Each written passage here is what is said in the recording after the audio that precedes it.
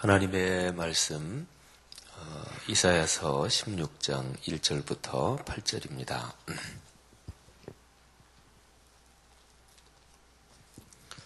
이사야서 16장 1절부터 8절 우리 같이 진리의 말씀 봉독하겠습니다.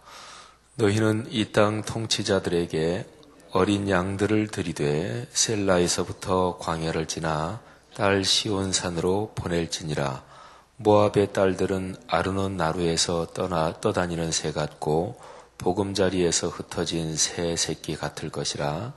너는 방도를 베풀며 공의로 판결하며 대낮에 밤같이 그늘을 지으며 쫓겨난 자들을 숨기며 도망한 자들을 발각되게 하지 말며 나의 쫓겨난 자들이 너와 함께 있게 하되 너 모압은 멸절하는 자 앞에서 그들에게 피할 곳이 되라.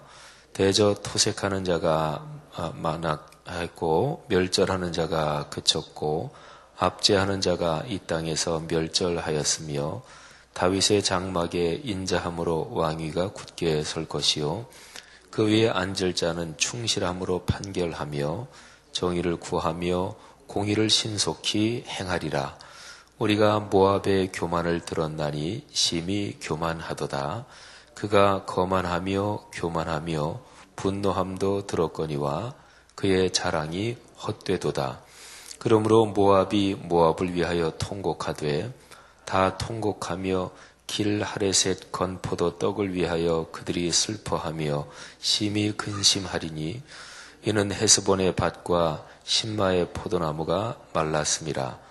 전에는 그 가지가 야셀에 미쳐 광야에 이르고 그 싹이 자라서 바다를 건넜더니 이제 열국의 주권자들이 그 좋은 가지를 꺾었도다. 아멘. 하나님께서 오늘 이 말씀을 통해서 우리에게 은혜를 주실 것을 기대하고 또 믿습니다. 요즘에 휴대전화로 스미싱 사기 이런 거 많이 들어오지요. 휴대전화로도 하고 또 일반 전화로도 그런저런 아주 사기하는 그런 게 많이 들어옵니다. 저는 전에는 그런 거에 그렇게 어리숙하게 사람들이 속냐 그랬거든요.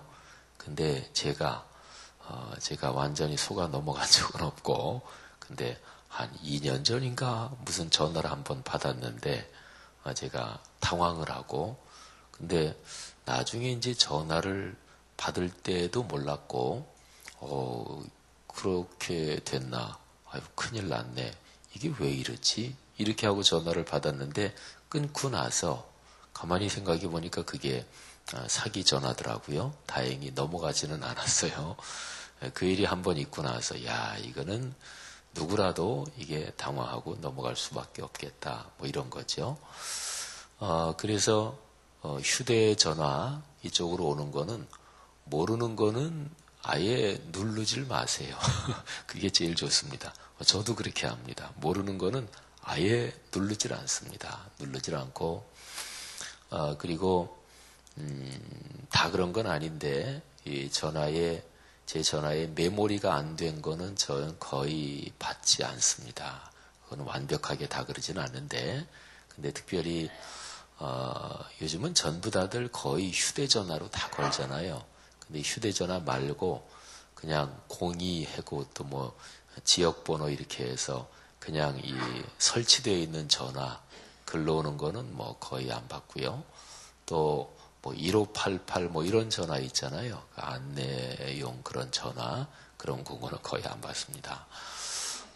그러니까 무슨 문자 온 것 중에서 이런저런 모르는 문자다 그런 건 아예 누르지 않는 게 좋습니다. 눌렀다 하면 25만 원 날아가는 경우가 많아요. 오늘 새벽에 보니까 이제 어떤 아는 사람이 문자를 보내줬는데, 연평도에 북한 폭탄이 떨어져서, 이거 사실 아니에요. 긴장하지 마시고, 북한 폭탄이 떨어져서 62명이 사망했다. 그래서 그 동영상 보려면 여기 클릭해라. 근데 그것도 사기래네요. 그거 누르면 25만 원 날라간대요. 이게 마이크 잡고 이런 얘기하면 안 되지만 별별 나쁜 놈들이 다 있어요. 우리나라 지금 남북 간의 긴장이 높아졌는데 그런 거 이용해서 사기치는 사람도 있고, 하긴 뭐 사기치는 사람은 그런 거지요. 뭐 어떤 거든지 수단 방법을 가리지 않고 사기치는 거니까. 하여간 그 휴대전화로 사기당하거나 그러지 마시고, 그리고 늘 휴대전화 이런 거 사용할 때도 조심해서 지혜롭기를 바랍니다. 이사야서 15장하고 16장 이 두 장을 이제 전체가 모압에 대한 하나님의 심판의 말씀이에요. 15, 16장 두 장이 딱 그렇습니다. 근데 이 두 장을 꼼꼼하게 잘 읽어보면 이게 심판의 말씀이거든요. 근데 모압이 어떻게 심판을 당하나, 어떻게 망하나, 뭐 그런 얘기도 쭉 있고 그런데 오늘날 우리가 성경을 읽는 그리스도인의 입장에서는 여기에서 중요한 게 있는데 왜 모압이 하나님한테 매를 맞나? 그 부분이 중요합니다. 그러니까 우리로서는 모압이 하나님의 심판을 받고 어떻게 망한다, 뭐 이런 거 이게 굉장히 두렵고 무시무시한데 그것도 잘 묵상을 해야 되지요. 그런데 더 중요한 거는 모압이 왜 그렇게 매를 맞나? 그 내용이 뭐라고 돼 있나? 그거를 잘 보고 나는 그러지 말아야지. 우리는 그러지 말아야지. 이러면 되잖아요. 마틴 로이드 존스 목사님이라고 있어요. 세계적인 지도자죠.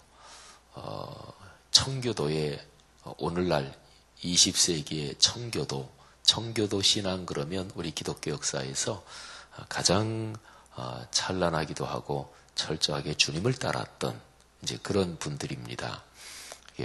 1600년대 영국에서 청교도 운동이 일어나고 또 쭉 그게 이어지는데요. 마틴 로이드 존스 목사님은 20세기의 청교도 이렇게 불리는 아주 존경받는 분이죠. 그런데 제가 엊그제 그 컴퓨터에서 그냥 잠깐 어떤 사람이 그 마틴 로이드 존스 목사님의 토마크를 이렇게 올린 게 있어요. 근데 그게 그 목사님의 어떤 책에서 인용한 건지 뭐 그건 나오지 않았는데 그래서 한번 어떻게 좀 찾아보나 이런 생각을 가지고 있는데 전쟁과 배교에 대해서 그 마틴 로이드 존스 목사님이 하신 말씀이에요. 신앙적으로 인격적으로 또 하나님의 말씀인 성경에 대해서 깊은 사람의 얘기는 귀를 기울일 필요가 있죠. 전문가 얘기도 귀를 기울일 필요가 있어요. 저는 이렇게 살아가면서 어떤 방면의 전문가를 만나면 될 수 있으면 그 사람한테 이런저런 거를 여쭤봅니다. 뭐 잠깐 식사하는 자리든 무슨 자리든 신방 가서도 마찬가지예요. 성도님이 어떤 분야 전문가면 전 가능한 대로 이렇게 여쭤봐요. 그러면 그분 얘기 한마디를 들어도 그게 얼마나 큰 겁니까? 그리고 무슨 일 할 때 전문가가 무슨 얘기를 하면 저는 가능한 대로 거기에 그냥 내가 잘 이해가 안 돼도 그 사람 생각대로 하도록 이렇게 합니다. 전문가라는 게 그런 거잖아요. 그런데 단순하게 전문가 정도가 아니라 신앙적으로 깊은 분의 얘기는 귀를 기울일 필요가 있어요. 마틴 로이드 존스 목사님은 그런 분이거든요. 그런데 신앙과 전쟁과 배교 여기에 대해서 간단한 글인데 이런 겁니다. 지난 세기에 있었던 두 번의 큰 전쟁은 이번 세기에 있었던 그분이 20세기에 했던 얘기인가 봐요. 우린 지금 2000년 이렇게 되니까 21세기에 살고 있는데 1900년 이게 20세기잖아요. 그러니까 우리 세기에 있었던 두 번의 큰 전쟁은 지난 세기의 배교의 결과이다. 이런 얘기를 했어요. 그러니까 1차 세계대전, 2차 세계대전을 얘기하는 거죠. 그런데 그 두 번의 큰 전쟁은 왜 일어났는가? 그거는 그 전 세기에 있었던 배교의 결과다 하는 거지요. 배교는 하나님 신앙을 떠나는 거지요. 하나님을 배반하는 거지요. 그래서 이제 제가 가지고 있는 지식으로, 역사적인 지식으로 이렇게 생각을 해봤어요. 제가 또 전공이 교회사니까.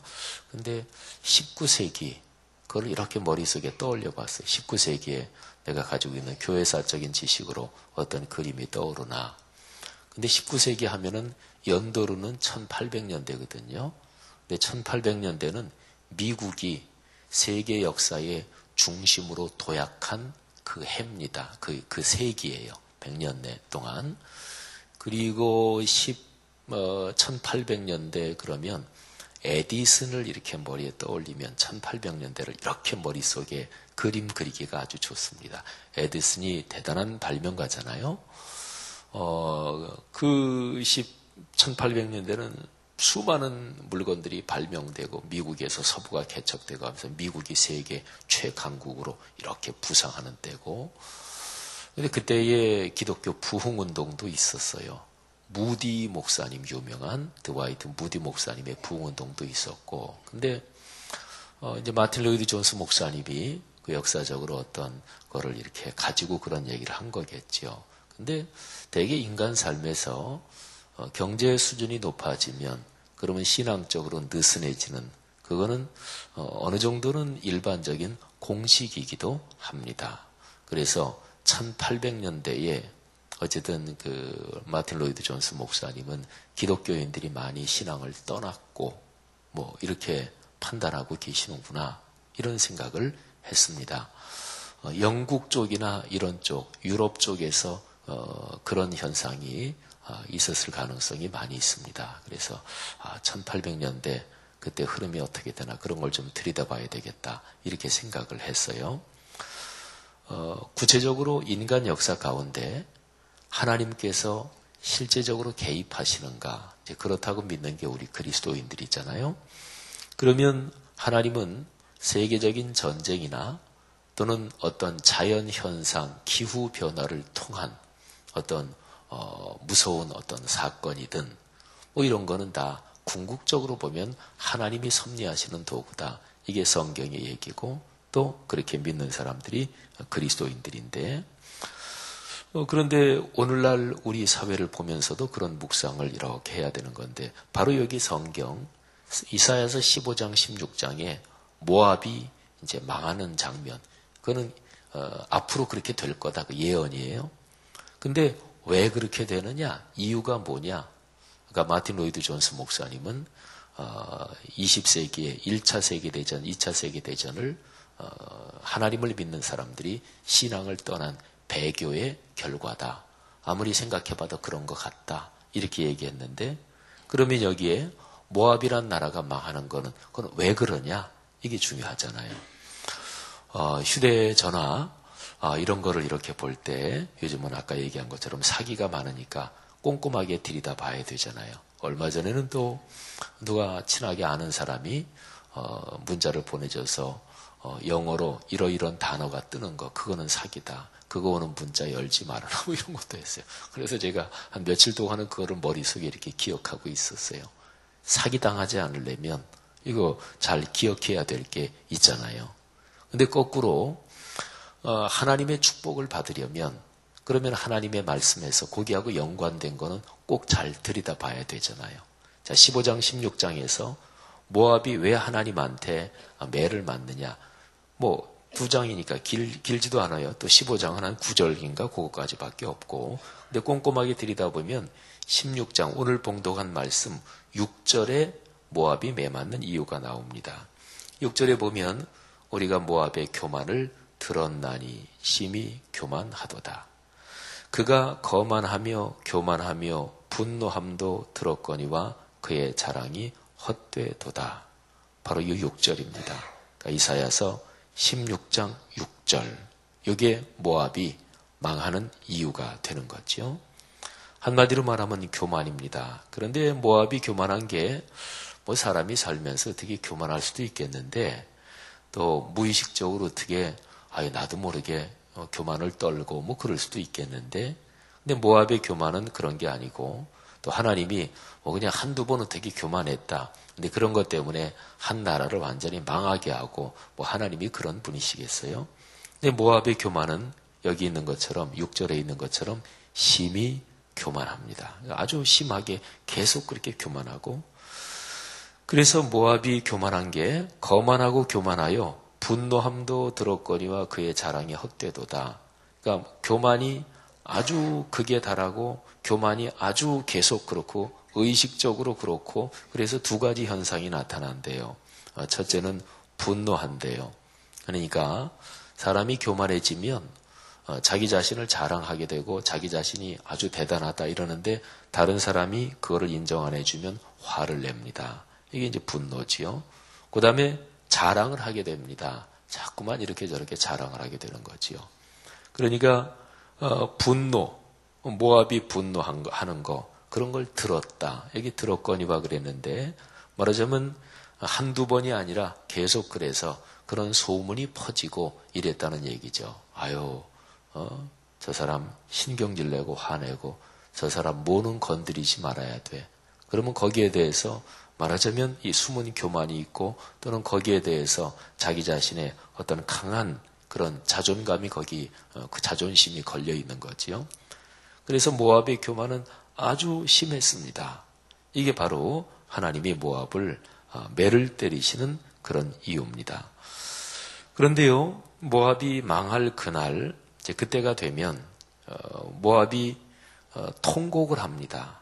그리고 심하게 슬퍼하며 근심하는데, 근데 7절 표현을 보면 모압이 모압을 위하여 통곡합니다. 그러니까 모압이 망할 때 다른 사람이 슬퍼해 주는 사람이 없다, 그런 얘기입니다. 이게 이제 교만의 결과입니다. 사람이 자기가 어렵고 힘들 때 다른 사람이 그 사람을 위해서 좀 슬퍼도 해주고 안쓰러워 해주고 그래야 좋은 건데 그럴 사람이 전혀 없다. 이게 이제 교만의 무서운 결과입니다. 사랑하신 여러분, 신앙생활하면서 가장 경계해야 될 것이 교만입니다. 자만입니다. 그리고 반대로 뒤집으면 신앙생활하면서 늘 훈련해야 되는 것이 겸손을 훈련해야 합니다. 그리고 하나님의 거룩한 영광을 위해서 섬기는 삶을 훈련해야 합니다. 그런 신앙의 축복이 우리 모두에게 있기를 간절히 바랍니다. 그리고 오늘 여기 말씀에서는요, 모압의 그런 교만, 이거하고 대조적인 메시지가 오늘 이 말씀에 기록이 되어 있습니다. 오늘 말씀에 보면 어떤 한 왕이 왕좌에 즉위한다, 이런 말씀이 여기에 기록이 되어 있습니다. 16장 5절입니다. 5절, 다윗의 장막에 인자함으로 왕위가 굳게 설 것이요 그 위에 앉을 자는 충실함으로 판결하며 정의를 구하며 공의를 신속히 행하리라. 자, 이 말씀을 조금 한번 몇 가지로 나눠 보겠습니다. 가만히 우리 묵상지 밑에 있는 영어 성경을 들이다 보니까 16장 5절 같은 경우에는 영어 성경이 이 번역이나 이 문장 순서가 더 심플해요. 자, 이렇게 됩니다. 첫째는 어떤 왕이 왕좌에 오른다. 그리고 두 번째는 그 왕이 무슨 일을 하느냐, 이렇게 두 가지로 나눌 수가 있어요. 자, 첫 번째, 왕이 왕좌에 오른대요. 그런데 그 왕좌, 그 왕권은 사랑, 여기 인자로 표현됐어요. 사랑으로 세워진 왕좌래요. 인자함으로 세워진 왕좌래요. 사랑. 아까 이거 모압하고 대조해서 모압은 분노한다 이런 표현이 있었잖아요. 사랑, 이거는 분노하고는 반대죠. 그 다음에 그 사랑으로 세워진 왕좌에 어떤 한 사람이 그 왕위에 앉는데, 왕위에 즉위하는데요, 신실함으로 즉위한대요. 여기에 한글 번역으로는 충실함, 이게 이제 신실함. 신실하다는 얘기는 믿을만하다, 믿음직스럽다, 그런 얘기예요. 말을 이렇게 하고 말 바꾸고 또는 인격적으로 거짓되고 이거 말고 신실하고 진실하고 그런 걸 말하지요. 그 자리에 앉는 왕은 신실함으로 그 자리에 앉는데요. 그런데 그 사람은 다윗의 집 출신이래요. 다윗의 후손이래요. 하나님께서 다윗에게 약속하신 그 메시아 약속, 그게 이제 이루어진다는 그런 예언이지요. 어느 지도력이든지 그 지도력이 사랑과 진실함으로 되지 않으면 그건 올바른 지도력이라고 볼 수가 없습니다. 그 다음에요, 그 왕좌에 앉은 그 왕이 무슨 일을 하느냐? 이제 두 가지입니다. 그 왕은 정의를 구하며 공의를 신속히 행한다. 이렇게 되어 있습니다. 여기 영어 성경에 justice 그리고 righteousness 이렇게 두 가지로 되어 있는데 정의, 공의 이게 뭐 한글 단어로 비슷비슷하잖아요. 그죠? 근데 정의, 공의 이 두 가지 중에서 여기 한글 성경 번역 요거를 조금 제가 이 두 단어를 바꾸려고 하는데요.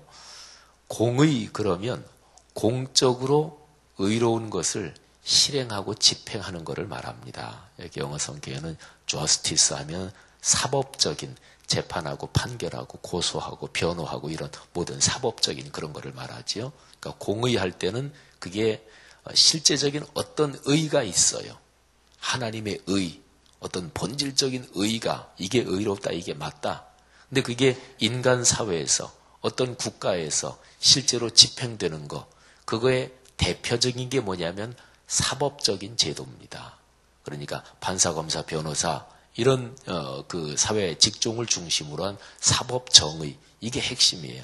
그래서 성경은 나라가 망가진다 그때마다 하는 얘기가 뭐냐면 사법 정의 이게 무너져 있다. 그게 어디나 거의 다 나와요. 그러니까 저는 생각하기를 그리스도인들이 판검 변호사 많이 돼야 된다. 근데 거기 돼가지고 우리나라에 또는 어떤 나라든지 간에 거기에 을에 있는 안 좋은 관행 따라가면 그리스도인으로서는 그건 하나님 앞에 두려운 일이 됩니다. 그러니까 판사, 검사, 변호사가 돼서 그야말로 법조인이 돼서 법조계에 근무하면서 진짜로 하나님의 뜻대로 소명으로 알고 걸어가겠다. 하긴 뭐 그리스도인은 모든 게 다 마찬가지죠. 의사가 되든 어떤 자영업을 하든 그리스도인이 하는 모든 거는 그게 하나님이 부르신 소명이니까요. 근데 어쨌든 이 성경에 보면은 나라가 망가지고 사회가 망가진다. 하나님이 이스라엘을 책망한다. 주변 나라들 책망한다 할 때 거의 공통적으로 나오는 게 이 사법 정의가 무너진 이거를 얘기를 합니다. 우리나라 그 박근혜 대통령이 대통령 되시고 나서 이제 언론인들이 얘기하는 그런 것 중에서 이런 얘기를 들었어요.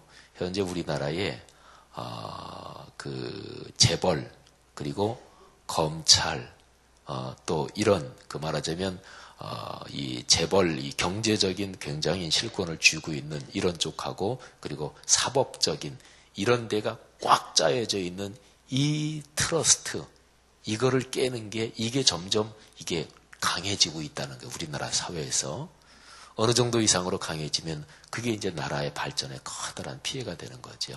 근데 언론인 중에서 박근혜 대통령이라면 그거를 깰 수도 있다. 이런 기대를 갖는 언론인들의 시각이에요. 근데 박근혜 대통령 뭐 그분이야 이런저런데 빚진 거 없고 정치인들 그런 얘기 많이 하잖아요. 그러니까 박근혜 대통령 그분은 또 고지고대로인 면이 있는 분이니까 박근혜 대통령이라면 그 카르텔을 깰 수도 있다. 뭐 이런 얘기를 하더라고요. 근데 어쨌든 중요한 게 사법 정의가 바로 서야 돼요. 특히 사법 거기에 있는 사람들은 그야말로 혈연, 지연 이런 걸 보지 말아야 돼요. 그러니까 어느 한 국가에서 아주 중요한 자리에 있는 사람은 사실은 내놓은 사람이에요. 그래서 종교인도 그 성직자도 그런 거예요. 출가한다. 그게 내놓은 자식이란 얘기예요. 그러니까 우리 같은 목사들은 친족 인척 관계 그런 인사치레를 못할 때가 많습니다. 뭐 친척 이런 아는 사람들 중에서 다 그리스도인이 아니잖아요. 그러면은 주일날 결혼식 하는 경우도 있잖아요. 그런 때는 세상이 두 쪽 나도 못 가지요. 목사가 주일 예배 인도해야 되니까. 그러니까 친족 가운데서는 욕을 먹을 수도 있어요.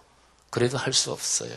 그러니까 구약 성경에서는 심지어 제사장은 자기의 직계 상이 나도 그 시신에 손을 대면 안 돼요. 왜? 하나님 앞에 제사를 집전해야 되니까. 그러니까 쉬운 얘기로 내놓은 자식이에요. 그러니까 한 사회에서 성직자 그리고 한 사회에서 사법 집행을 맡은 사람들 이런 사람들은 사실은 내놓은 자식들입니다. 그러니까 혈연지연에 휘둘리면 안 돼요. 근데 그거는 사실은 사회 어느 분야에서나 다 마찬가지입니다. 어느 분야에서 말하자면 최고 리더 쪽으로 계속 가면서는 사실은 혈연, 지연 이런 거를 이제 쉽게 얘기하면 끊는 쪽으로 가야 돼요. 그 사람은 어느 한 조그만 집단의 어떤 지도자가 아니잖아요. 전체를 책임져야 되니까. 사랑하신 여러분, 여기에 보면 하나님이 그 모압 여길 심판하면서 바로 그 앞절에 거기하고 대비가 되는, 말하자면 그런 얘기를 하시는 거예요.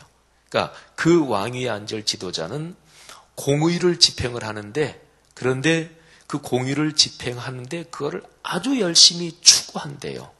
여기 구하며 그랬잖아요. 공의를, 그러니까 하나님의 어떤 의가 이게 실제 공적인 사회적인 뭐 재판이나 판결도 그렇고 사회 이런저런 거에서 하나님의 의가 나타나도록 그거를 추구한데 애를 쓴대요. 그런 것입니다. 예를 들어서 사회에서 민주주의 또는 평화 이런 거는 가만 놔둬도 저절로 되느냐? 그런 건 없어요. 그래서 역사적으로 유명한 얘기가 있죠. 민주주의는 피를 먹고 자란다. 이런 말이 있어요. 사람들이 계속 희생하고 피를 흘려야 민주주의는 지켜지고 그런다.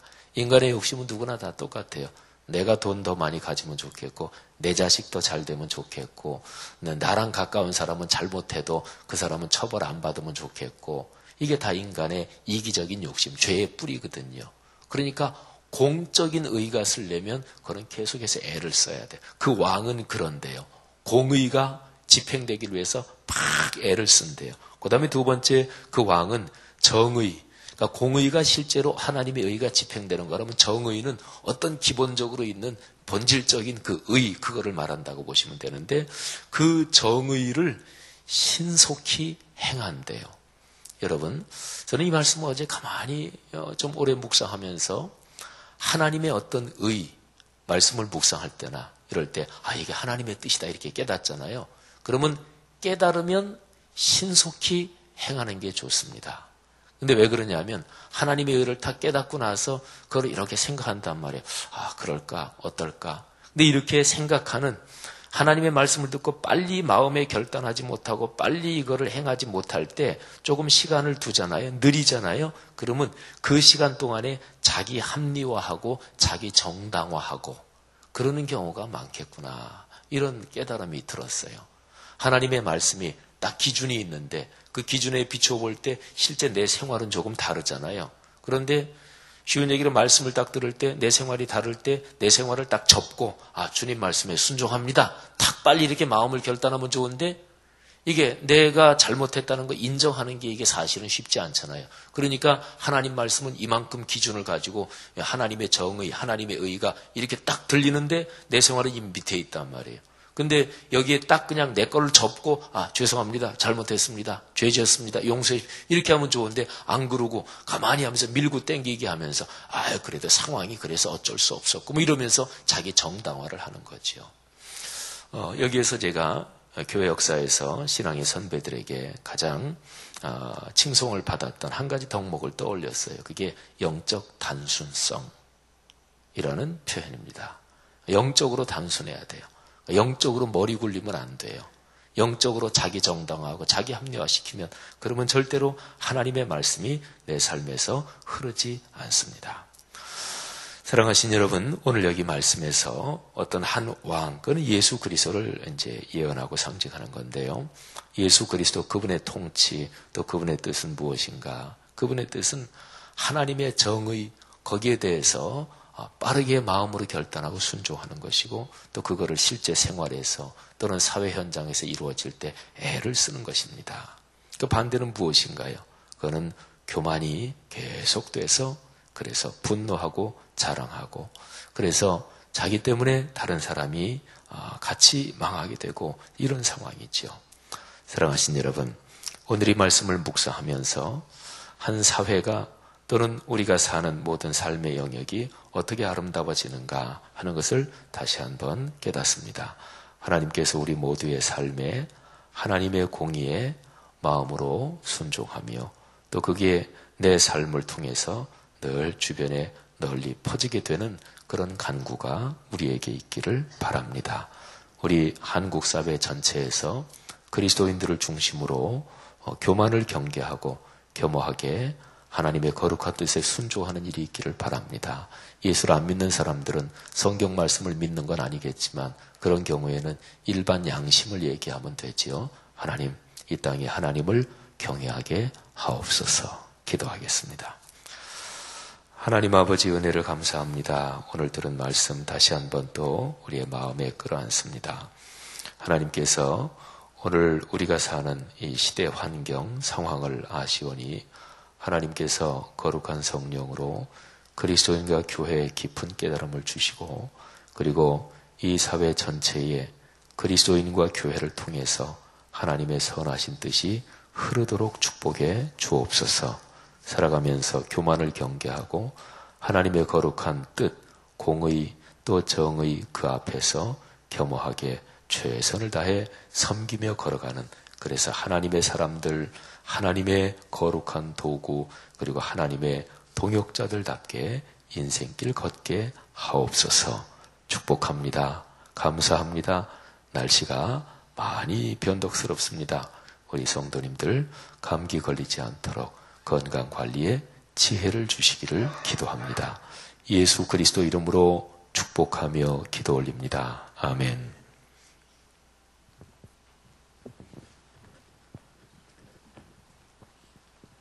공동기도문 2번 예배 같이 기도하시겠습니다.